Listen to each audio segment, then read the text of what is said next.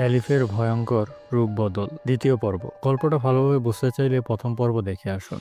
শুরু করছি। 2 দিন পর আমরা অ্যালিফকে হাসপাতাল থেকে বাড়িতে নিয়ে আসি। বাড়ি ফেরার পর প্রথম 3 দিন সে আমার রুমেই ঘুমাতো। চতুর্থ দিন দুপুরবেলা অ্যালিফ প্রথমবারের মতো তার নিজের রুমে গেল। জোহরের নামাজের পর আম্মু বসে বসে কোরআন তেলাওয়াত করছিল। হঠাৎ আমরা অ্যালিফের রুম থেকে ভয়ঙ্কর চিৎকার শুনতে পেলাম। থামো, আমার মাথা ফেটে যাচ্ছে। আমি আর আম্মু দৌড়ে গেলাম ওর রুমে।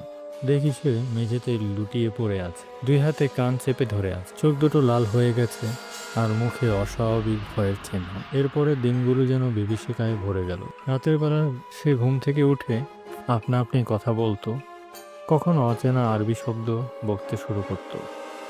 অথচ অ্যালিপ তো আরবি জানেই না। মসজিদ থেকে আজান এলে সে কান চেপে চিৎকার দিয়ে কাঁদত, যেন তার গায়ে কেউ আগুন লাগিয়ে দিয়েছে। এদিকে বিষয়টা যখন আমাদের হাতের বাইরে চলে গেল, আব্বু একজন ইমাম সাহেবকে ডাক। ইমাম সাহেব বাড়িতে পা দিয়ে কিছু না বলে সোজা এলিফের রুমের দিকে চলে গেল।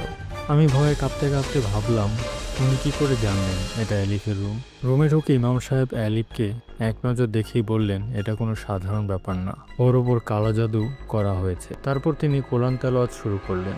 এলিফের গলার আওয়াজ হঠাৎ বদলে গেল। এবার ওর নিজের গলা না, মনে হলো যেন তার ভেতর থেকে কয়েকজন মানুষ একসাথে চেঁচাচ্ছে।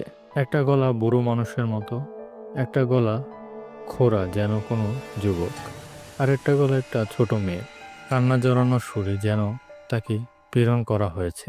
ওরা যেন একে অপরকে ধাক্কা দিয়ে বলার চেষ্টা করছে, আমি আগে বলবো, আমি আগে বলবো। আমরা সবাই হতভম্ব হয়ে তাকিয়ে রইলাম। আমার বোন অ্যালিফ, ওর ভিতর এতগুলো জিন কিভাবে আসলো?